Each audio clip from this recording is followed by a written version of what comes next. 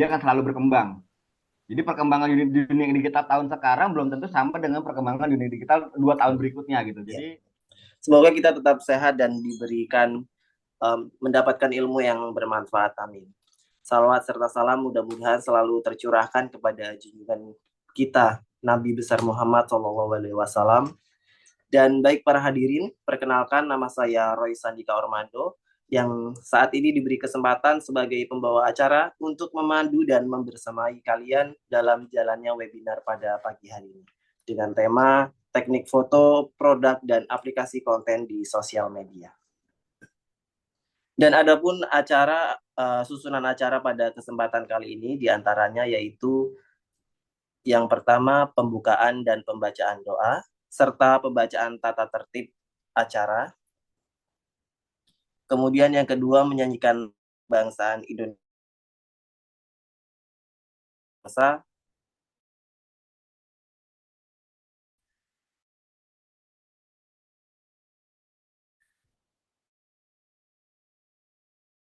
bacaan doa dan penutup. Baik, memasuki acara yang pertama yaitu pembukaan, mari kita sama-sama buka acara ini dengan membaca lafal basmalah agar diberi kelancaran dalam jalannya acara. Bismillahirrahmanirrahim. Bismillahirrahmanirrahim. Dilanjutkan acara selanjutnya yaitu menyanyikan lagu kebangsaan Indonesia Raya dan Mars Universitas Pelita Bangsa. Kepada hadirin dimohon untuk duduk dengan posisi tegap.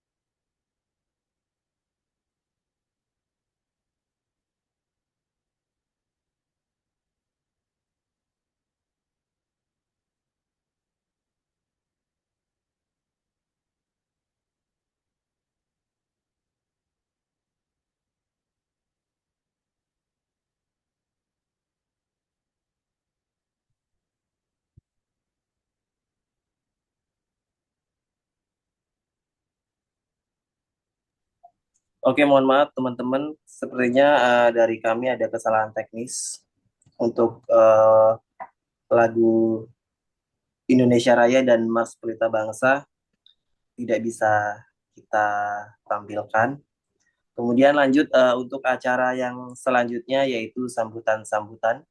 Sambutan yang pertama akan disampaikan oleh Saudara Ahmad Maulia Khairul Fatihin selaku Ketua Pelaksana pada webinar pagi hari ini. Kepada Saudara Ahmad Maulia Khairul Fatihin, screen and time dipersilakan.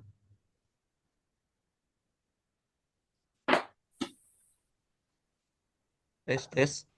Suara saya terdengar?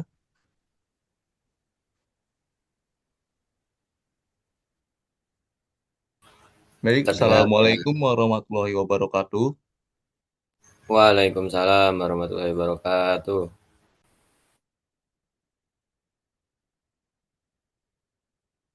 Baik, terima kasih terutama kepada para hadirin, peserta, serta para narasumber yang sudah hadir pada hari ini. Selawat. Cek, cek.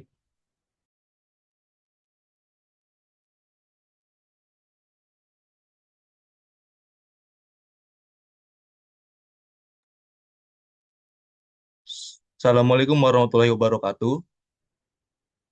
Selamat pagi, Bapak, Ibu, serta hadirin sekalian. Selamat datang dalam acara webinar Teknik Industri. Yang terhormat, Bapak Eki, selaku narasumber. Yang terhormat, Bapak Catur, sebagai dosen pengampu mata kuliah perancangan dan pengembangan produk. Terutama saya mengucapkan terima kasih kepada para panitia semua yang karena kerja kerasnya mereka-mereka akhirnya acara ini dapat terselenggara. Walaupun tadi di awal kita menghadapi masalah teknis yaitu tentang pemutaran lagu Indonesia Raya dan Mars UPB. Baik, tidak berlama-lama lagi, mari saja kita mulai acara ini. Terima kasih. Sekian sambutan dari saya. Wassalamualaikum warahmatullahi wabarakatuh. Warahmatullahi wabarakatuh. Waalaikumsalam warahmatullahi wabarakatuh. Terima kasih kepada Saudara Ahmad Maulia Khairul Fatihin untuk sambutannya.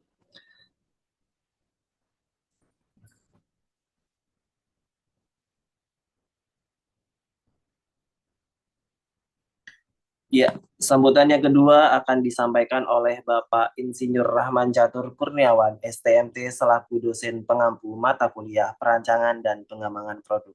Kepada Bapak Rahman Catur Kurniawan, screen and time dipersilakan. Assalamualaikum warahmatullahi wabarakatuh. Waalaikumsalam warahmatullahi wabarakatuh. Selamat pagi teman-teman semuanya. Pagi, Pak. Yang saya hormati Akang atau Om atau apa nih manggilnya? Bebas ya, anaknya Mas saja kalau pakai ketuaan deh. Oke, Mas Yuli atau biasa dipanggil Mas Eki. Makasih atas kehadirannya dan nanti akan mengisi seminar pada pagi hari ini. Diharapkan teman-teman bisa menyerap ilmu yang akan diberikan oleh Mas Eki nantinya. Silakan bertanya. Ini adalah merupakan aplikasi dari teori yang sudah kita pelajari, kayak misalkan teknik foto kita bagaimana, terus aplikasi di konten sosial media gimana gitu. Setelah itu kan kita baru nih masuk ke teori-teori yang sudah kita pelajari sebelumnya gitu. Jadi diharapkan teman-teman setelah lulus dari mata kuliah ini bisa membuat produk, ya minimal bisa ya mengaplikasikanlah atau menjalankan apa yang sudah dipelajari atau yang sudah dikasih oleh Mas Eki ini gitu. Jadi silakan bertanya sebanyak-banyaknya, perhatikan supaya kita bisa menyerapnya dengan maksimal. Mungkin itu saja yang bisa saya sampaikan. Terima kasih. Wassalamualaikum warahmatullahi wabarakatuh. Waalaikumsalam. Waalaikumsalam warahmatullahi wabarakatuh. Baik, terima kasih kepada Bapak Rahman Catur Kurniawan atas sambutannya.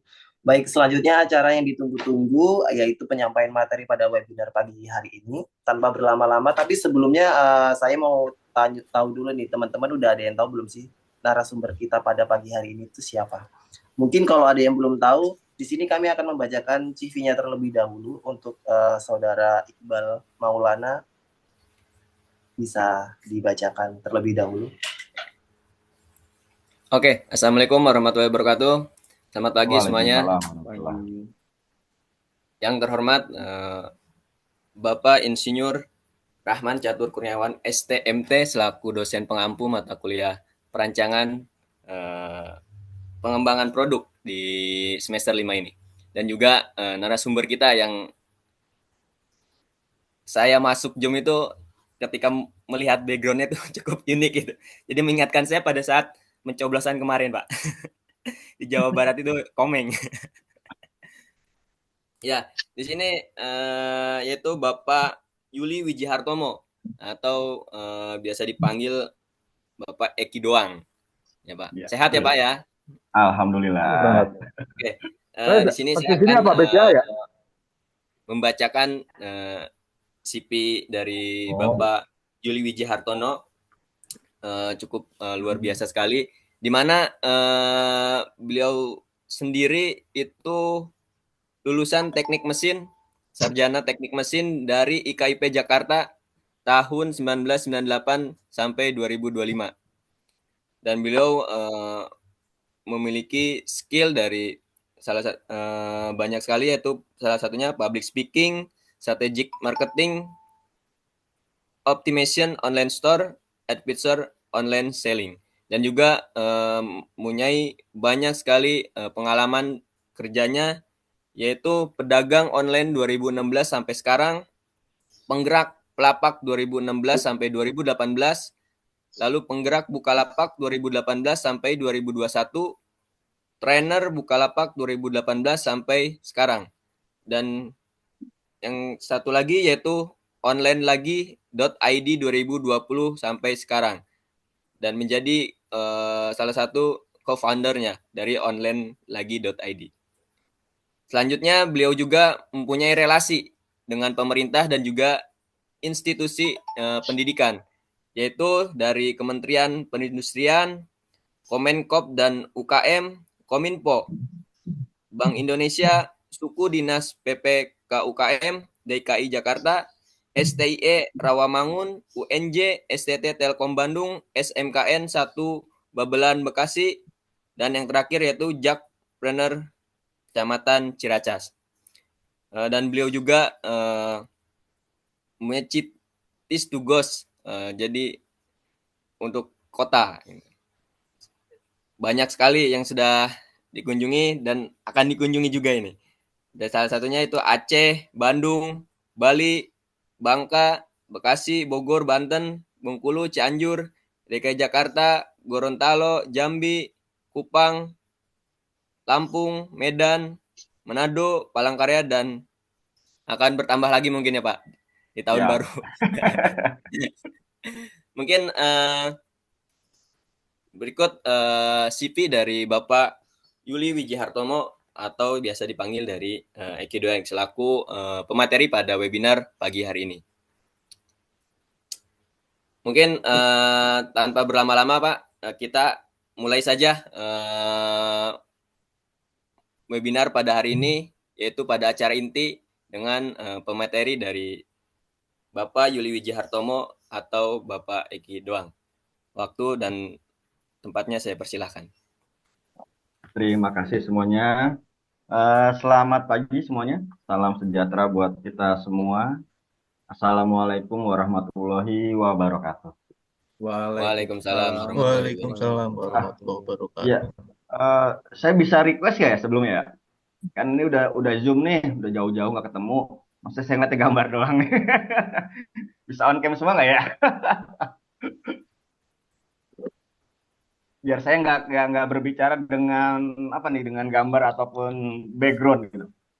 Bisa teman-teman semua bisa on cam nggak ya?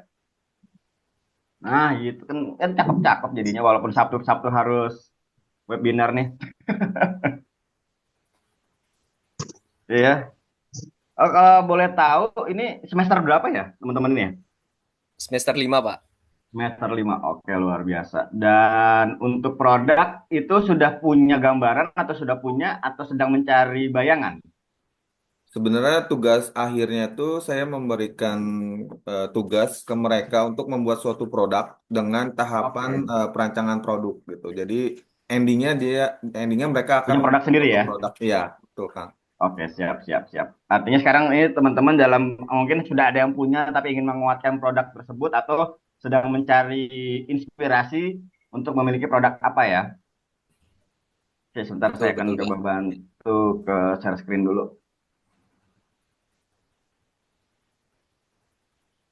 Nah, sebenarnya kalau bicara foto produk, ya kita harus, apalagi buat teman-teman ya yang ini jatuhnya Gen Z apa Gen Alpha ini teman-teman ini?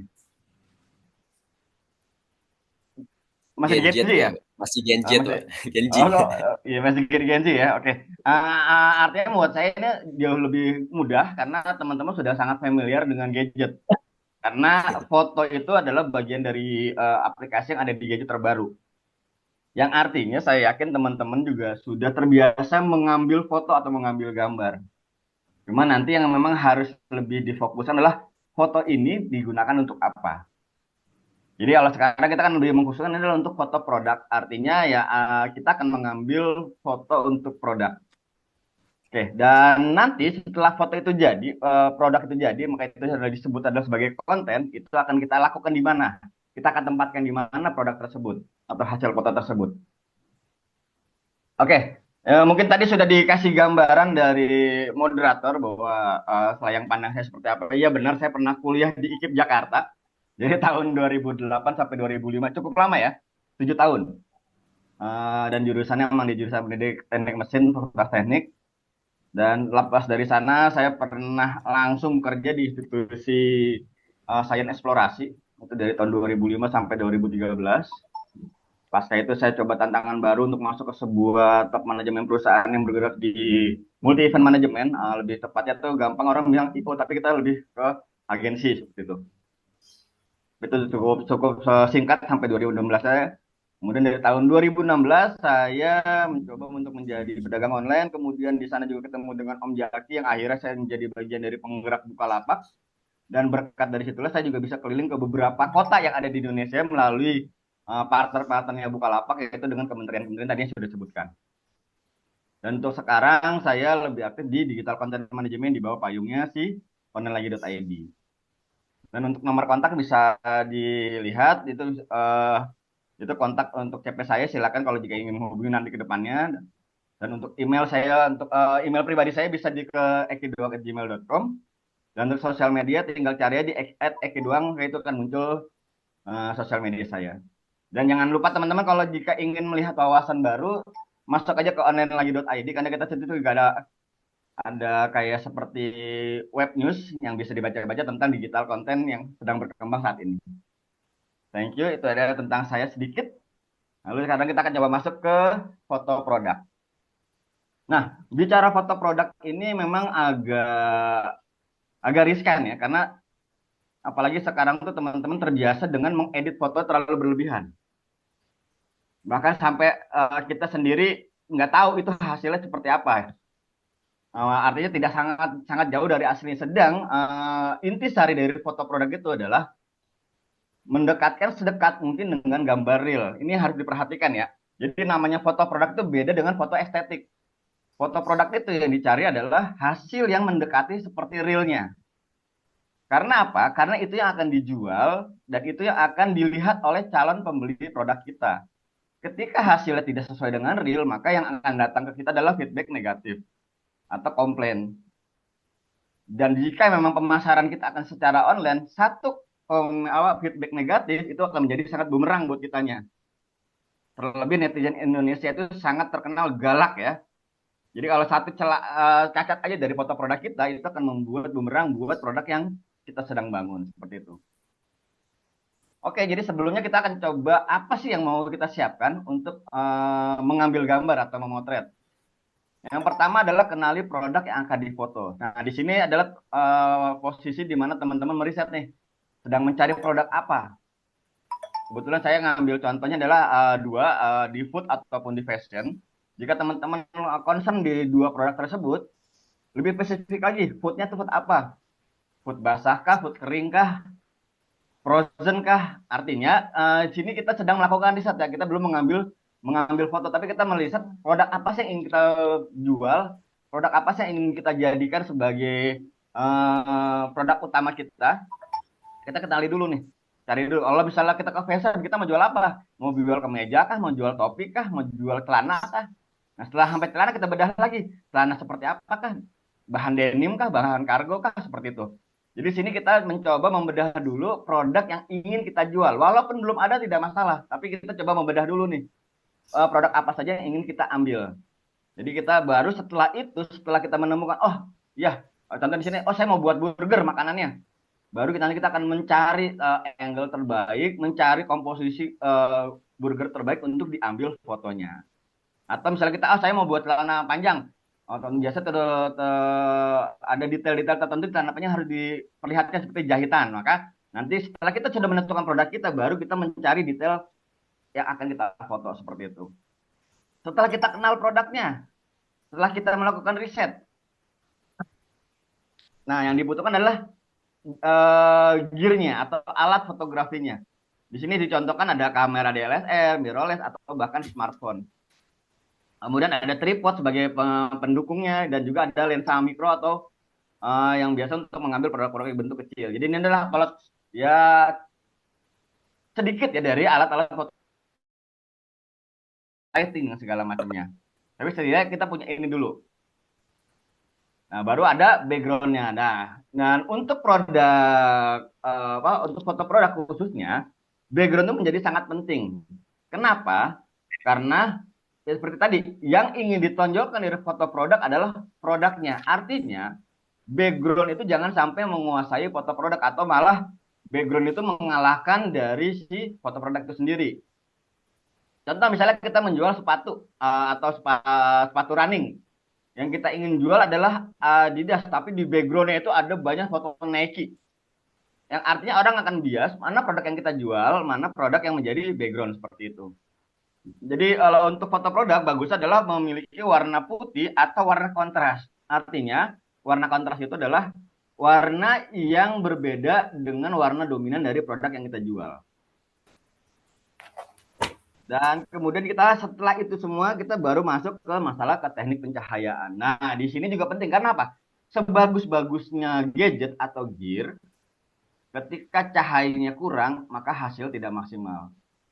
Karena foto itu utamanya bukan di gearnya, tapi di cahayanya. Nah, untuk teknik pencahayaan kita akan memiliki dua. Yang pertama adalah pencahayaan alami yang langsung didatangkan dari yang memiliki bumi. Jadi itu adalah cahaya dari matahari. Dan ini menurut saya masih menjadi cahaya the best ya, cahaya the best untuk mengambil apapun, entah mengambil gambar atau mengambil video, sebaik mungkin kita kalau bisa kita manfaatkan cahaya matahari itu baik. Tinggal kita melihat timingnya atau waktunya ya. Contoh untuk foto ataupun ini biasa untuk para teman-teman yang bermain video pun akan mengambil waktu ini nih di pagi hari itu range dari jam sekitar jam 7 sampai jam 10 tergantung daerahnya juga ya, tapi paling tidak di jam pagi atau sore itu jam 8 jam 7 sampai jam 10 atau di sorenya itu sekitar jam 3 menjelang sampai jam 5.30 itu adalah saat-saat di mana matahari bercahaya sangat warm atau sangat hangat.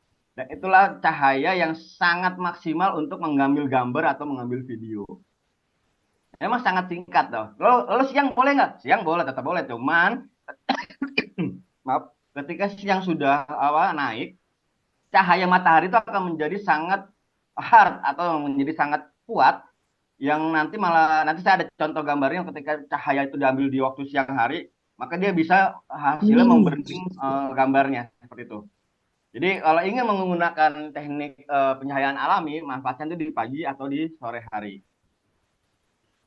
Kemudian cahaya buatannya teman-teman sudah pasti sering lihat bahwa ya ini biasanya ada di studio foto. Atau jika memang ingin di rumah sendiri kita bisa pakai softbox. Ya softbox itu adalah studio mini yang di market itu sebanyak dijual itu ya, tapi dia sangat terbatas untuk produk-produk yang tidak besar. Jadi untuk produk yang besar seperti dress atau apapun itu sangat tidak memungkinkan kita pakai menggunakan softbox. Jadi untuk cahaya ini nanti kita bisa memanfaatkan adalah LED dan sebisa mungkin warnanya memang putih ya untuk produk, kecuali memang arahannya secondary dari foto produk ini adalah untuk estetik. Karena sering kita melihat beberapa foto produk itu dia ada menambahkan warna jingga, warna kuning. Tapi pada dasar ketika produk utamanya itu pasti dia menggunakan lampu LED putih. Apa putih? Karena yang tadi lagi dasarnya dari foto produk itu yang ingin ditonjolkan adalah produknya secara real.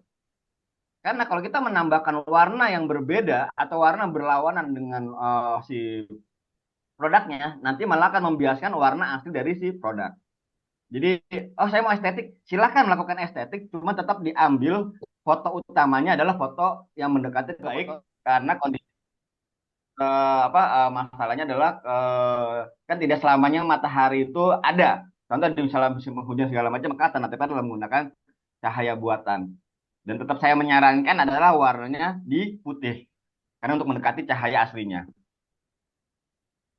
Oke, lalu ini adalah ada satu tambahan suplemen ketika kita mengambil gambar menggunakan reflektor. Apa sih reflektor? Mungkin kalau di acara-acara syuting sering dipakai ini. Nah, sebenarnya reflektor itu adalah mengurangi atau menambah cahaya fungsinya. Ketika cahayanya under, kita bisa menggunakan reflektor untuk menaikkan cahaya di sudut-sudut tertentu di mana posisi foto gambar itu under. Atau kita bisa menambah cahaya untuk produk-produk yang emang terkesan terlalu gelap, kita bisa menggeser reflektor untuk menambahkan cahaya. Jadi reflektor bisa menambah atau mengurangi cahaya fungsinya dari reflektor itu. Nah, sekarang kalau bicara tekniknya, teknik atau kita akan masuk ke komposisi dan sudut pemotretan, maka kita akan bicara komposisi dulu. Mungkin teman-teman sering lihat ya, saya yakin di semua smartphone ada fitur ini, cuman jarang digunakan. Sebenarnya ini adalah fitur yang sangat membantu bagi teman-teman yang apalagi fotografer-fotografer pemula ya, orang yang baru ingin mengambil gambar untuk mendapatkan lebih fokus. Jadi kalau teman-teman masuk ke settingan kamera handphonenya, itu ada namanya grid ya. Jadi ada garis yang garis seperti ini nih, garis membentang atau melintang yang dia nanti akan itu fungsinya adalah sebagai panduan kita dalam mengambil gambar untuk membuat fokus dari foto yang kita ambil. Nah, itu disebutnya kalau dalam teknik fotografi adalah rule of third ya. Jadi rule of third ini nggak harus dia harus di center. Jadi selama ini kan kita percaya bahwa sisi angle tengah dari suatu foto itu adalah di center atau di tengah-tengah dari objek gambar. Tidak seperti itu. Dengan menggunakan rule of third ini kita bisa membangun angle itu bisa sudut atas, kanan, bawah dan segala macamnya. Karena dengan kita menggunakan garis bantu ini, dia akan langsung melakukan autofocus di mana produk itu terkena garis lintangnya. Ini sangat membantu buat kita untuk menciptakan hasil-hasil gambar yang tidak monoton dengan center tengah seperti itu. Kemudian juga kalau kita untuk mengambil gambar sebaik mungkin, walaupun terkadang kita suka melihat ada garnish-garnish ya, garnish itu adalah sebuah elemen tambahan di luar produk utama. Tapi sebisa mungkin jangan terlalu ramai, karena nanti malah orang akan fokus terhadap garnisnya, bukan terhadap foto produk utamanya, seperti itu. Nah, kemudian dari angle atau dari sudut pemotretan, ini yang paling gampang adalah yang sering kita lakukan ya, dan ini sudah secara alamiah orang lakukan ini. Atau itu disebut ada eye level, jadi pengambilan gambar dari tampak depan. Jadi ini adalah paling sering diambil, entah untuk foto produk atau foto apapun. Karena intinya adalah kita mengambil dari depan, dari sudut pandang kita ke objeknya. Dan selalu akan menjadi rata seperti itu. Jadi walaupun misalnya kita mengambil produk itu ternyata sampingnya, tapi tetap kita mengambil tidak dari samping, tapi kita mengambil dari depan samping dari produknya. Maka kita sebut ini adalah teknik pengambilan eye level. Atau sekarang ada juga namanya top view. Jadi pengambilan produk itu dari atas.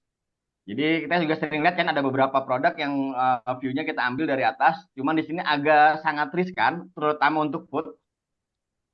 Walaupun kita mengambil produk dari atas, usahakan selalu diberi alas atau background. Jadi jangan pernah mengambil foto food ataupun fashion, kita taruh di lantai, ubin misalnya, atau yang masih ada tegel keramiknya, lalu kita ambil foto.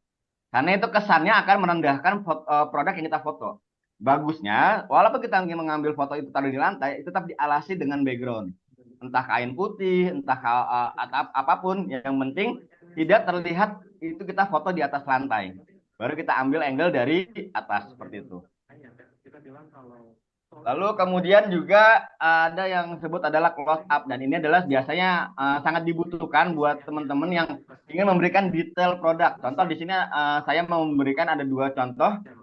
Ini adalah strawberry dengan honey. Jadi dia ingin memperlihatkan bahwa ya semenarik ini, senikmat ini strawberry dengan honey. Atau jika teman-teman berjualan sepatu atau sepatu running, biasanya para pencari produk sepatu running ingin membuat atau ingin tahu insole seperti apa atau sol bawahnya seperti apa, maka kita bisa ambil foto seperti ini. Kan ada ngambil foto sol bawah itu produknya ditaruh di tempatnya, kemudian kita foto. Jadi ini adalah salah satu alternatif fotonya produknya ini digunakan oleh mediumnya atau si manusianya, lalu kita tidak fokus terhadap manusianya, tapi kita fokus pada sepatunya, seperti itu. Nah, untuk edit foto sebenarnya ada beberapa aplikasi, dan ini teman-teman saya kan juga sudah sangat familiar. Lightroom, Photoshop, walaupun ini agak berat dan agak perlu dipelajari, tapi saya masukkan Canva karena Canva itu sangat sangat mudah dipahami lah untuk Canva, dan sangat bisa. Di luar itu sebenarnya menggunakan handphone sendiri pun kita bisa mengedit foto, karena inti foto produk itu adalah foto real. Artinya kita dalam mengedit itu tidak perlu secara berlebihan untuk membuat foto itu menjadi sangat lebih menarik. Tidak, karena fotonya yang dibutuhkan dari foto produk adalah hasil foto yang sangat mendekati ke real produknya, seperti itu. Ini tadi yang saya ambil contoh adalah ketika mengedit, ini adalah foto diambil di waktu siang hari yang membuat jadi dia over brightness. Jadi kalau di bahasa fotografi, ini fotonya terjadi burning gitu. Nah, ini bisa kita gunakan editing untuk membuat fotonya lebih soft. Karena kalau burning seperti ini, dia tidak bisa, misalnya contoh dia menjual ini adalah baju ya. Burning sebenarnya orang tidak bisa lihat lebih jelas baju seperti apa, karena warnanya sangat pecah. Nah, kita bisa lakukan edit seperti itu. Kita kita buat bajunya lebih soft. Atau food itu sendiri. Nah, di sebelah ada foto food. Nah, ini kita bisa membuat lebih gelap backgroundnya. Kita tambahkan editnya di membuat background dari si foto itu menjadi lebih gelap. Fungsinya agar apa? Agar orang fokus kepada produknya atau ke foodnya yang kita sedang foto. Itu juga nggak masalah. Itu inilah teknik-teknik foto atau teknik-teknik untuk mengeditnya ya.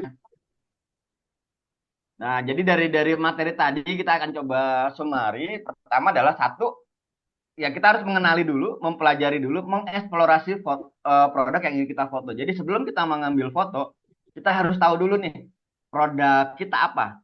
Jadi tentukan dulu produknya, baru kita memasuki fase mencari teknik foto produknya. Jangan kita belum tahu produknya apa, kita masih ngambang fotonya apa, kita sudah memikirkan tentang teknik-teknik fotografernya. Jangan. Jadi kenali dulu, punya dulu produknya, itu di log, baru masuk ke dalam fotonya. Yang kedua, poin penting dalam foto adalah cahaya. Jadi tadi di depan saya kasih kan ada DSLR, kemudian smartphone, fitur tertinggi dan segala macam. Sebenarnya untuk kebutuhan sosial media ya, saya tidak bicara kebutuhan secara advertising, tapi untuk foto kebutuhan di sosial media, rata-rata untuk di Indonesia ya, handphone seharga 1,5 itu sudah cukup memadai untuk menghasilkan foto yang baik untuk di sosial media. Jadi nggak perlu kita menggunakan kamera. Kalau punya boleh pakai, tapi kalau nggak punya jangan maksain. Jadi menurut saya smartphone sekarang walaupun harganya relatif murah, itu sudah bisa mengcover hasil foto untuk di sosial media.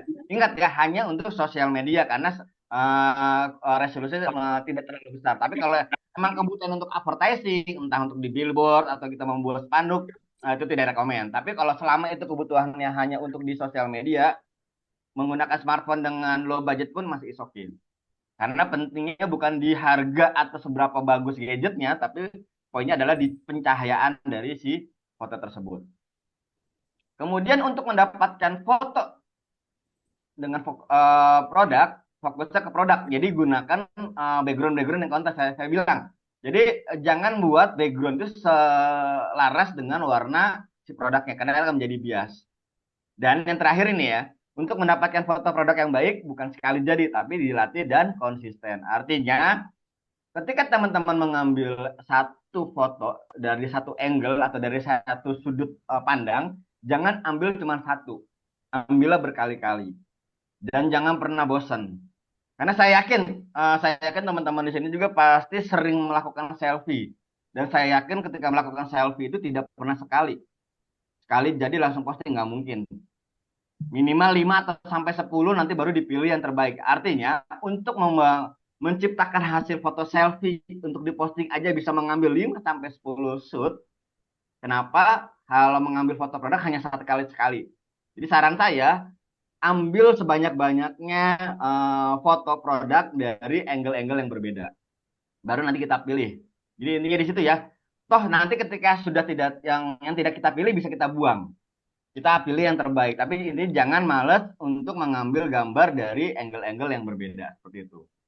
Ini dari sisi foto produknya. Kemudian kita akan masuk ke sosial media. Sebenarnya ini adalah medium yang sangat lumayan menjadi daya tarik ya bagi pelaku bisnis sekarang. Karena sebelum sosial media membuka peluang itu, teman-teman yang ingin menjual produknya itu masuknya adalah ke marketplace ataupun membangun web store. Tapi kini sosial media pun membuka kesempatan itu buat teman-teman untuk memasarkan produknya. Nah, sekarang kita akan bicara sosial media secara awalnya dulu. Secara konstruksi awal sosial media itu dibangun adalah dia hanya sebenarnya sebuah platform digital yang menghubungkan orang dari satu tempat ke tempat yang lain. Jadi ini hanya seperti itu. Sosial media itu ada intinya hanya untuk melakukan koneksi antara orang yang entah berbeda secara regional atau global ya, berbeda wilayah, berbeda provinsi, berbeda negara. Jadi fungsinya adalah mempertemukan orang-orang yang tidak pernah saling bertemu. Itu fungsi target awal dari sosial media ketika awal dibentuk. Namun dalam perkembangannya ternyata sosial media berkembang dengan sangat pesat. Akhirnya dia memiliki beberapa karakteristik.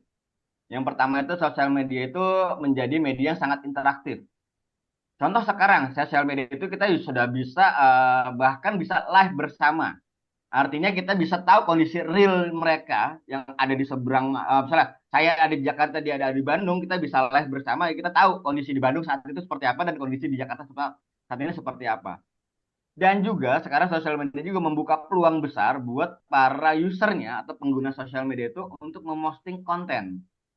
Ya, artinya namanya konten itu tidak hanya foto sebenarnya. Namanya konten itu bisa dalam bentuk foto, dalam bentuk video, dalam bentuk tulisan, ataupun dalam bentuk-bentuk yang lain, atau seperti link-link yang lain seperti itu. Dan aksesibilitas global ini sudah sangat pasti ya. Ketika kita sudah ada di digital, maka apapun yang kita posting itu bisa terlihat sampai kemanapun. Selama tempat tersebut memiliki akses internet. Dan kedua, yang harus menjadi hati-hati adalah akhirnya sekarang sering muncul kan jempolmu harimaumu. Artinya jejak digital itu akan tidak bisa hilang. Makanya teman-teman juga ini memang kita memiliki banyak keterbukaan sama banyak kemudahan dalam sosial media, tapi sangat hati-hatilah dalam memanfaatkannya. Karena jejak digital itu bisa sangat walaupun kita delete itu tetap masih ada arsipnya di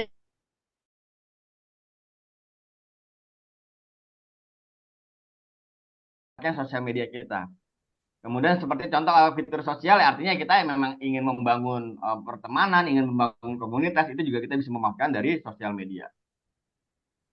Kemudian di sini ada beberapa fungsi dari sosial media. Yang pertama ini sudah kita gambarkan adalah komunikasi, berbagi informasi, kemudian membangun komunitas, dan yang sekarang berkembang besar itu adalah sebagai pemasaran dan branding. Jadi fungsinya sosial media sekarang adalah digunakan oleh para pelaku bisnis untuk memperkenalkan produknya, membangun merek dan menjangkau pelanggannya dari sisi pengguna sosial media. Karena ingat, pengguna digital itu tidak hanya sosial media. Jadi sosial media adalah salah satu dari tempat berkumpulnya orang pengguna digital. Karena pengguna digital itu bisa berkumpulnya di sosmed, bisa berkumpulnya di website, bisa berkumpulnya di marketplace dan segala macamnya.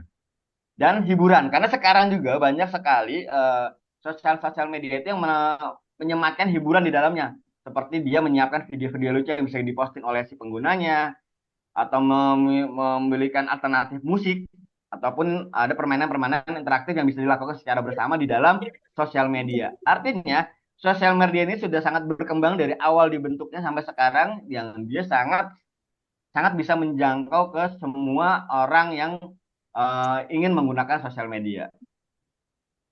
Lalu ketika kita bicara tadi, oh ternyata sosial media bisa buat branding. Nah, manfaatnya sosial media untuk branding seperti apa? Sangat besar. Contoh adalah visibilitasnya yang secara global. Artinya, apapun produk jual kita yang kita posting di sosial media, itu bisa dilihat oleh berbagai lokasi dan demografi. Apalagi ketika konten kita itu kita iklankan. Artinya kita bisa secara spesifik menentukan lokasi dan demografi dari si konten tersebut. Kemudian adanya konsistensi branding. Artinya adalah konsistensi branding kita melakukan memosting konten secara gradual untuk menciptakan atau memperkenalkan brand kita lebih kuat kepada pengguna sosial media. Dan jika mulai follower mulai banyak, pengikut mulai banyak, nah kita bisa melakukan interaksi secara langsung atau secara live.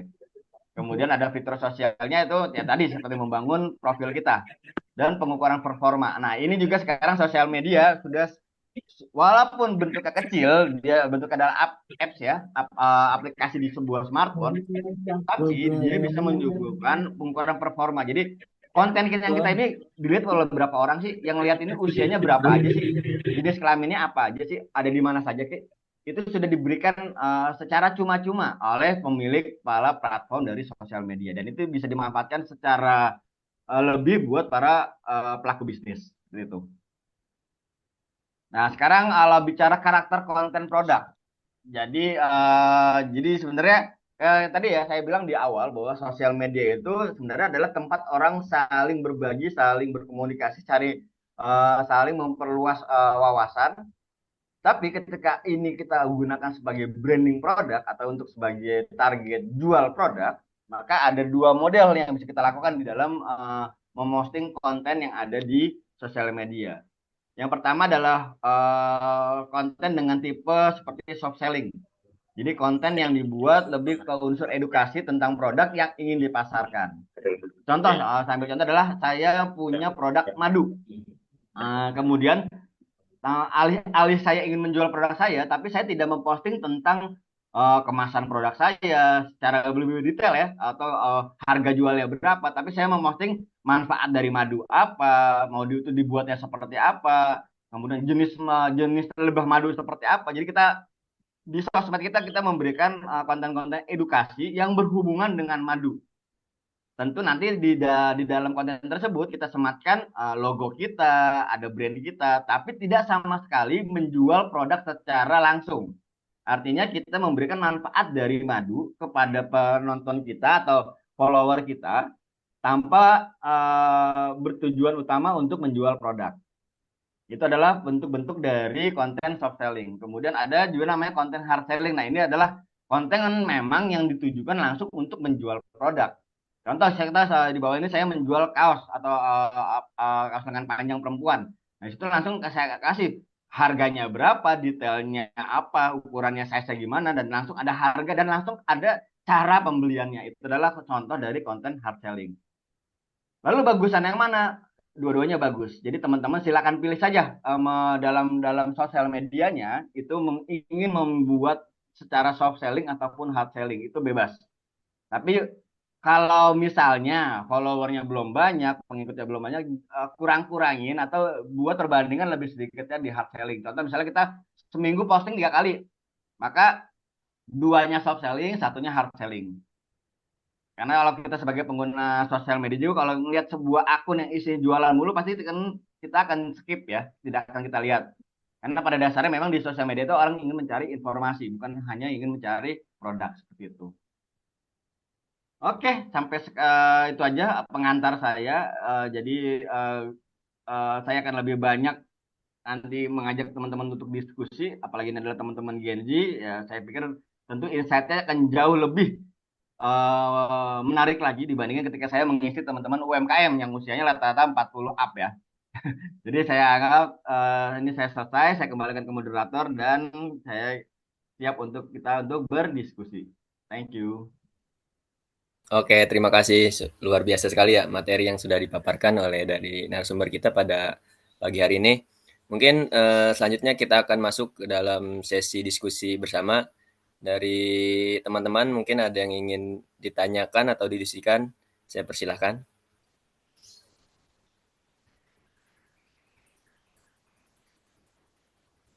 Oke, dari M. Sahib, silahkan. Ya, selamat pagi Pak Eki. Iya, pagi Saya Mas Said. tanya Pak. Sebelumnya perkenalkan, nama saya Muhammad Syahid dari kelas C10. Itu Pak, saya misalkan foto produknya kayak banyak gitu loh Pak. Kayak misalnya kamera gitu kan banyak ininya Pak, apa? Banyak part-partnya gitu loh. Itu bagusnya fotonya kayak di satu aja apa di satu frame masuk semua Pak? Kayak ininya, Oke, bandelnya gitu loh. siap. Mungkin saya akan bertanya dulu ya ke Mas Said. Tadi Iya Pak. bicara tentang kamera. Ini aksesorisnya atau part dari kameranya Mas Said? Dari bundle penjualannya mungkin Pak. Enggak, ini kan tadi saya bilang kita akan menganalisa produk dulu ya sebelum ngambil foto ya. Makanya ketika Ya, tadi Mas Said bilang itu kamera, kamera ini lebih ke aksesoris kameranya atau part dari kameranya? kameranya Aksesoris Pak, part contoh kameranya. kameranya ya, Ya, bukan aksesoris saya berarti ya. bukan sih. Misalnya ada kamera, berarti kan untuk Betul betul. mendingan di kamera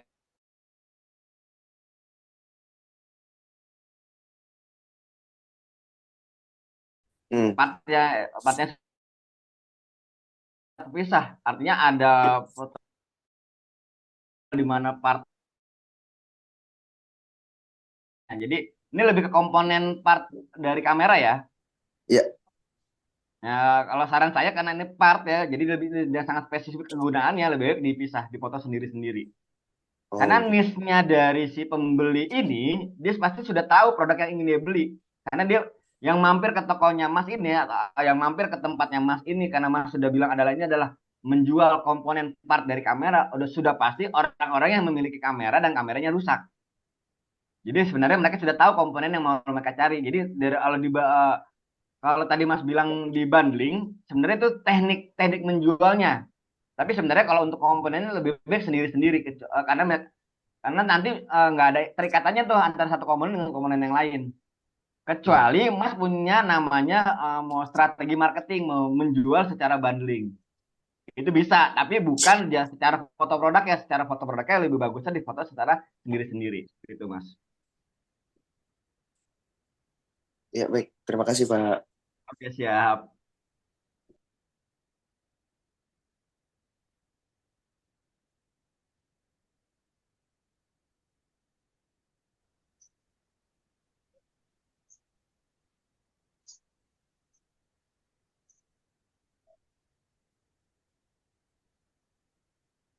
Ada lagi kali? Ada di chat kali ada yang ada di chat nggak ada juga tapi.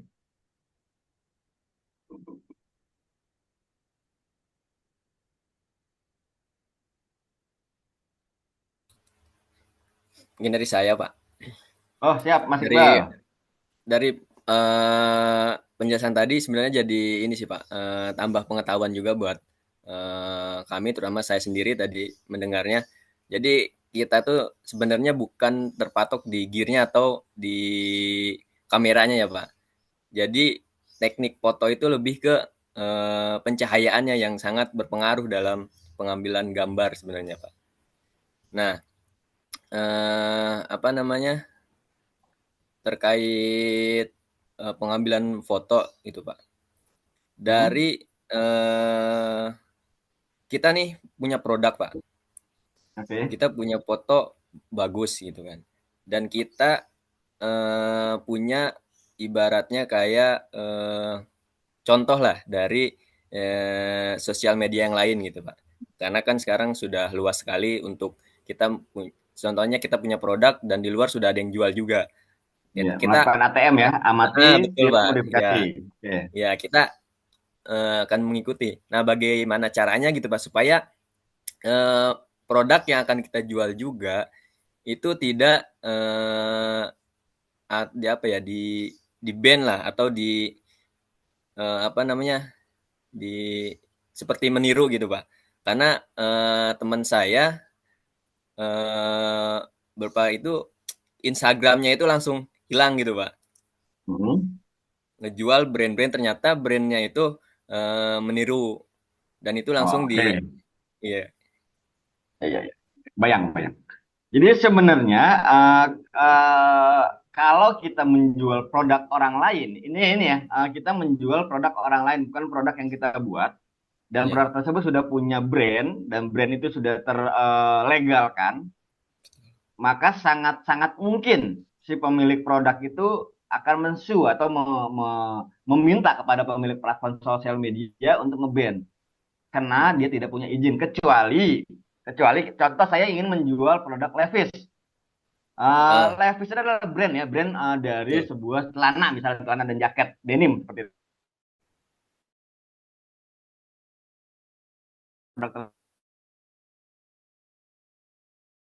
Itu boleh. Nah, saya yakin ketika dia di ban karena bisa jadi tidak ada izin dari si pemilik brand. Itu memang sangat riskan ya buat kita yang ingin menjual produk orang lain yang sudah berizin. Kayaknya kalau saya ketika contoh lah yang sekarang gampang itu adalah kita menjual produk skincare. Kan skincare sangat banyak sekali. Ya, jadi nanti tergantung dari si pemilik brand itu sendiri. Pemilik brand itu sendiri merasa dirugikan tidak ketika ada orang lain yang menjual produknya tanpa seizin. Karena biasanya produk-produk skincare itu punya namanya itu reseller. Nah, reseller Iya. itu biasanya sudah berizin tuh, mereka sudah diizinkan untuk menjual bebas produk yang mereka beli seperti itu. Nah, tentu buat orang-orang yang tidak memiliki izin reseller itu tuh pasti akan dicari oleh pemilik brandnya untuk di ban. Maka saran saya sih buat teman-teman yang ingin menjual produk orang lain sebisa mungkin izin dulu ke pemilik brandnya. Karena membangun brand itu tidak gampang. Membangun brand, memiliki hakinya, memiliki kemudian soal untuk makanan ada uji BPOM-nya itu sangat sulit untuk didapatkan. Artinya kalau kita ingin menjual produk mereka, ya kita harus izin. Salah lebih ke situ sih, lebih ke izin sih. Walaupun sebenarnya secara nalar ekonominya itu nggak masalah, karena justru izin tidak izin intinya kan produk mereka laku. Ini seperti itu kan Iya. ya. Buat Maksudnya apa gitu di Pak. band? Iya, Ya gitu. itu nalar kita sebagai penjual. Cuman Iya. sebagai pemilik modal, anggaplah yang memiliki brand itu Mas Iqbal. Iya. Tiba-tiba ada orang yang menjual produk Mas Iqbal, apalagi dia, contoh ya, Mas Iqbal menjual produk itu harga pasarannya 10.000. Betul. Kemudian Mas Iqbal punya harga reseller itu di angka 6.000. Cuman Mas Iqbal bilang jualnya di 10.000 ya, cuman mereka dapat angka belinya ke Mas Iqbal 6.000. Tapi tiba-tiba mereka menjual produk Mas Iqbal di angka 8.000. Siapa yang rugi? Yang rugi adalah reseller-reseller yang lain yang menjual di angka 10.000. Walaupun Mas Iqbal nggak rugi, tapi Mas Iqbal akan kehilangan reseller itu mungkin yang dirasakan oleh para pemilik-pemilik produk yang sudah punya authorized dari nama Iya, produknya. iya. Seperti itu sih Mas Iqbal. Oke. Oke Pak. Nangkep saya Pak. Jadi sebenarnya sama-sama menguntungkan cuman terkait izinnya itu ya Pak ya. Lebih apa Iya, namanya? Lebih di inilah betul betul. komunikasikan. Ya sebenarnya yang memang ya buat kalau di negara lain ya itu sudah terbentuk. Gimana? Memang kalau di Indonesia ini agak aneh nih Mas. Maksudnya agak aneh adalah ya kita lakuin dulu aja, kalau kalau nanti kena su, oh berarti salah itu. Jadi cara belajar orang Indonesia itu malah terbalik gitu. Lakuin dulu, tawan salah, oh baru tahu itu salah, akhirnya baru nggak Iya. dilakukan. Sedangkan harusnya regulasi itu sudah di luar itu sudah sangat nyata. Orang-orang yang memiliki authorized produk atau memiliki brand paten itu tidak bisa dilakukan secara sembarangan oleh orang lain seperti itu. Oke Pak, terima kasih Pak. Oke. Ya mungkin dari yang lain ada yang ingin dipertanyakan lagi. Oke, dari yang recent. Oh, Mas Dika. Oke, Mas Dika silahkan. Oke,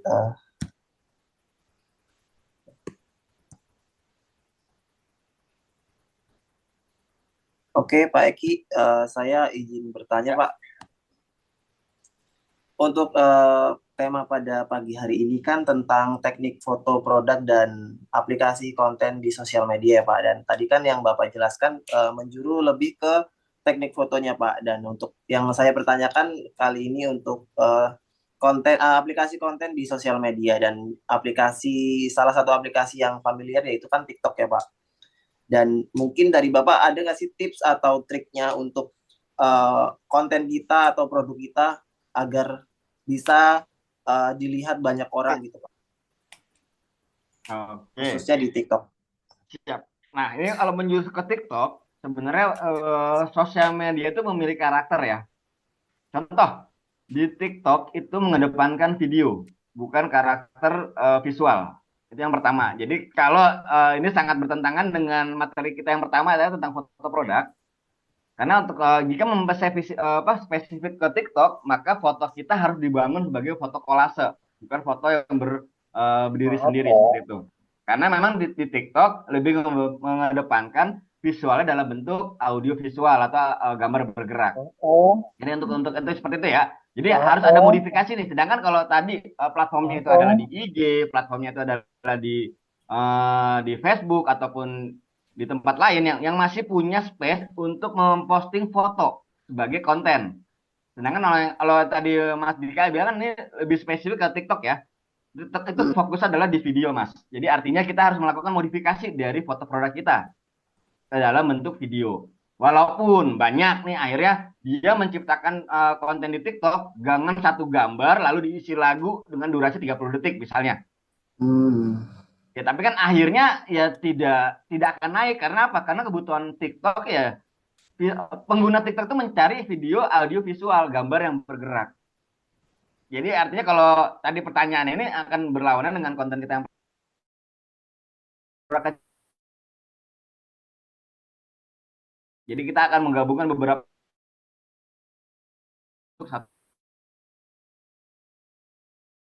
bisa itu sini kita harus ini ada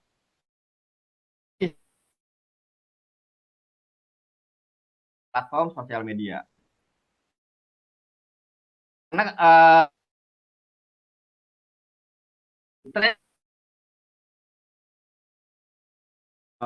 sosial media itu kita harus mengikuti logaritma yang ada, mengikuti tren yang ada. Cara yang paling mudah di TikTok ya, untuk yang masih satu adalah gunakan lagu yang sedang trending. Jadi apapun kontennya, selama kita pakai lagu sedang trending, itu akan naik. Ya, karena kita juga kita juga mempelajari demografi dari pengguna TikTok itu sendiri. Rata-rata di usia berapa, mereka lebih menyukai apa. Jadi untuk saat ini ya, yang saya pahami, untuk di TikTok sekarang, gunakan saja lagu yang sedang trending, itu dipakai untuk di konten kita, itu pasti akan ikutan naik. Itu cara paling mudah ya. Kemudian kalau kita mau melakukan riset lagi, teliti lagi produk kita yang kita jual ini untuk usia berapa, untuk jenis kelamin apa. Nanti baru kita pelajari di TikTok pengguna sesuai dengan target kita itu di jam berapanya. Nah ini melakukan riset lebih lagi nih Mas Dika. Artinya yang paling mudah adalah kita menggunakan lagu yang sedang trending di satu platform atau khususnya di TikTok. Itu sangat bisa mengangkat. Atau menggunakan cuplikan-cuplikan video yang sedang trending di TikTok dan kita masukkan ke dalam video yang kita buat. Itu juga bisa mengangkat. Jadi itu secara umum. Tapi kalau mau secara khusus, kita teliti lagi nih. Kita harus tahu dulu produk kita penggunanya siapa, gendernya apa, jenis kelaminnya apa, di usia berapa. Nanti kita lihat di TikTok itu usia-usia itu biasa menonton di jam berapa, baru kita posting. Ini nanti kita ada penjadwalan posting, penjadwalan hari. Nah ini adalah suatu bentuk riset yang lebih lagi di luar kalau kita ingin mendapatkan view yang lebih banyak. Tapi untuk yang awal minimal kita pakai saja lagu yang sedang trending, pakai saja video sebagai embed atau sebagai sisipan di video produk kita untuk diposting di TikTok seperti itu, Mas. Oke, Pak. Terima kasih, Pak. Oke.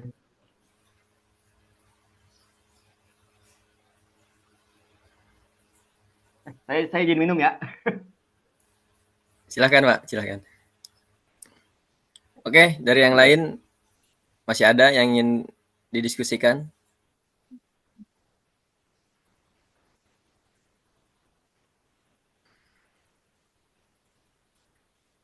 Jika tidak ada, mungkin bisa kami akhiri untuk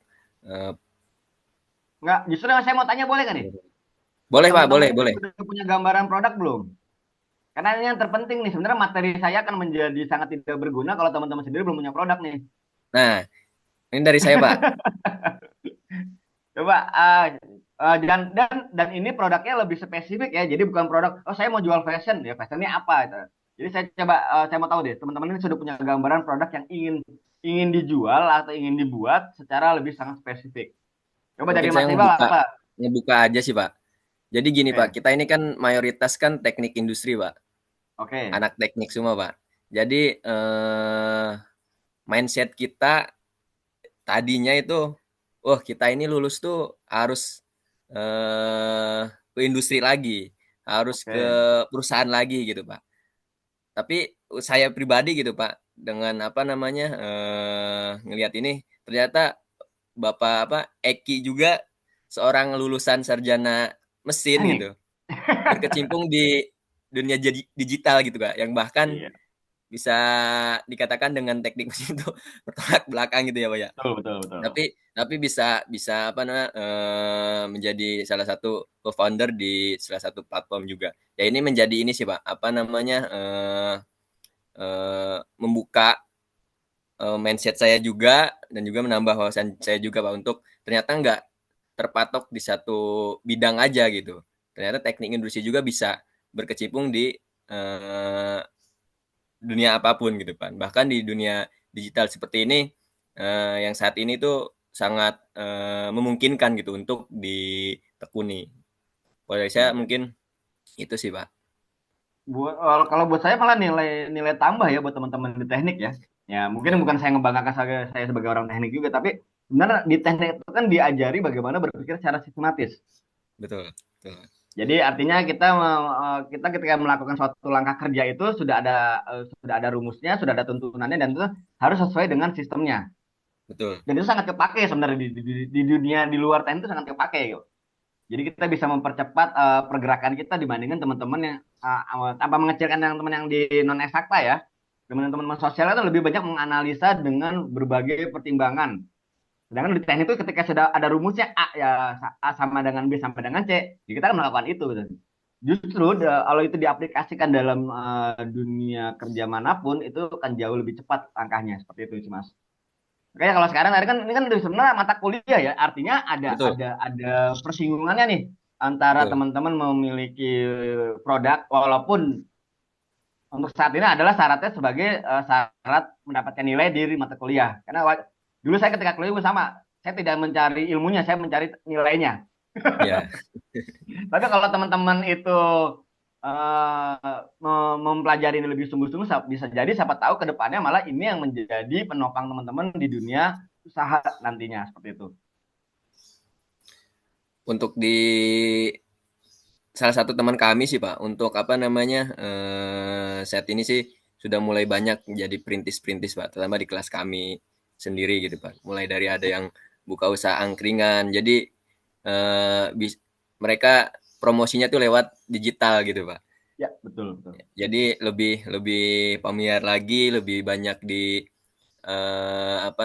dikenal lagi oleh mungkin masyarakat di daerah tersebut yang teman saya buka gitu Pak. Terus salah satunya ada juga yang buka kedai eh, Iya. martabak gitu Pak. Dan mereka juga action juga di platform digital dan juga sekarang kan banyak kayak mengembangkan dari usaha-usaha yang ada tapi diluaskan lagi gitu Pak dengan cara ya dipaparkan juga di sosial medianya mereka. Mungkin itu sih Pak. Iya, iya benar. Karena menurut saya juga sebenarnya dunia digital itu bisa ke semua segmen pekerjaan ya. Jadi apapun bentuk pekerjaannya, selama kita bisa karena dunia digital itu bukan dunia yang pasti nilainya. Dia akan selalu berkembang. Jadi perkembangan dunia digital tahun sekarang belum tentu sama dengan perkembangan dunia digital 2 tahun berikutnya gitu. Jadi artinya apa? Peluangnya itu sangat besar untuk siapapun. Karena buat orang yang merasa sudah dia jago di dunia digital tahun 2000 dan dia tidak mau belajar lagi nih, masuk ke tahun 2024 selesai dianya. Karena Iya. perkembangan dunia digital itu tidak sama dengan antara tahun 2000 dengan tahun 2024 seperti itu. Artinya buat enaknya di yang ingin imbangi apa yang terjadi di dunia digital seperti itu. Malah menambah keuntungan juga ya Pak. Nambahnya Ya, follower, nambahnya justru sekarang follower itu kredit. karena ada beberapa Oh gitu. perusahaan apa jadi ke kredit buat mereka dan ketika Betul. dia punya salah satu karyawannya itu memiliki plus sebagai seleb pakai oleh si pemilik tersebut gitu. Ketika dia melamar jadi karyawan. Maka sekarang ada beberapa perusahaan yang menyaratkan itu adalah follower dari sosial medianya dia. Berapa? Karena seberapa tenar kita di sosial media itu bisa membantu kredit kita untuk bekerja tempat orang lain. Tapi jangan beli ya. Kalau beli juga ada sih sebenarnya. Cheating. Iya. Oke, mungkin dari teman-teman yang lain ada yang ingin didiskusikan lagi atau dari Bapak Rahman mungkin ada yang ingin didiskusikan Pak? Ya, oke. Mungkin sedikit aja ya. Memang yang tadi dibilang Mas Eki, terus kita harus memang membuka peluang usaha baru gitu kan, supaya kita nggak mengandalkan ya suatu manufacturing atau industri gitu yang ada di sini gitu. Kita bisa ya tadi nambah relasi, terus kita bisa berkreasi gitu apa yang kita inginkan gitu ya.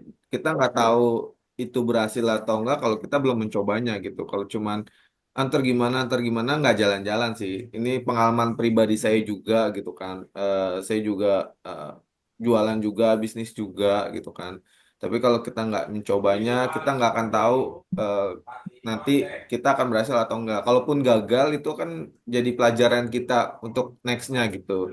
Jadi ya buat teman-teman sekalian ya jangan tergantung atau bergantung pada suatu perusahaan atau manufacturing. Impian kita, misal kita mau ke PT A, B, C gitu ya. Tapi tetap kita harus punya ya udah punya ilmunya, udah punya eh, teorinya, kita tinggal praktiknya saja gitu. Kita tinggal nambah relasi sama ya kan sekarang udah banyak yang berkembang untuk peluang-peluang usaha ataupun ya membuat suatu usaha gitu di internet atau di TikTok atau di Instagram kayak gitu. Jadi kita harus memanfaatkan digitalisasi yang ada sih gitu. Oke, terima kasih Pak. Ya mungkin ada lagi yang ingin disampaikan dari rekan-rekan atau dari Bapak Iki mungkin Pak yang terakhir. Ya, sebenarnya buat saya ya buat teman-teman kan karena memang ini Gen Z udah eranya digital pertama yang harus mempelajari digital. Jadi bukan hanya menggunakan digital ya, tapi mempelajari digital. Karena kalau sekarang saya lihat banyak orang tuh hanya masih sebagai pengguna produk-produk digital. Jadi pengguna Instagram, pengguna TikTok, pengguna Facebook, tapi hanya sebagai pengguna gitu. Yang kerjaannya cuma scroll. Artinya apa? Kita hanya menjadi konsumen dari produk-produk konten orang lain. Padahal sangat sayang kalau kita sendiri punya platform ini gitu. Kita punya platform digital ini sudah saatnya juga kita membuat konten kita sendiri agar orang lain yang scroll produk kita gitu, bukan kita scroll produk orang lain seperti itu. Ini seperti itu sih, kita harus berani, kata-kata tadi Pak Rahman, kita harus berani mencoba, ya coba dulu gitu.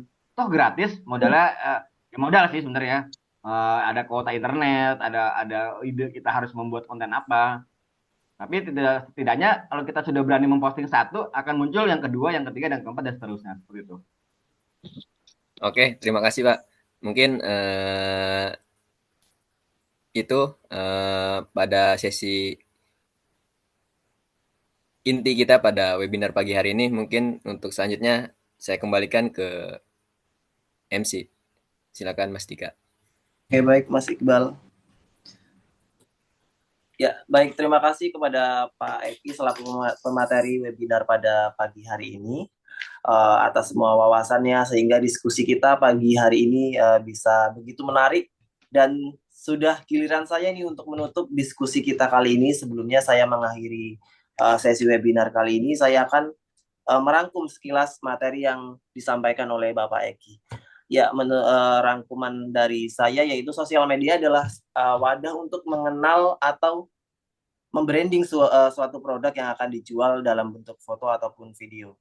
Dan teknik foto adalah kunci untuk menarik konsumen membeli produk yang akan dipasarkan. Oke, semoga diskusi kita kali ini bisa bermanfaat tentunya untuk kita semua, dan semoga bisa menambah insight positif bagi teman-teman semua. Sampai bertemu di lain kesempatan.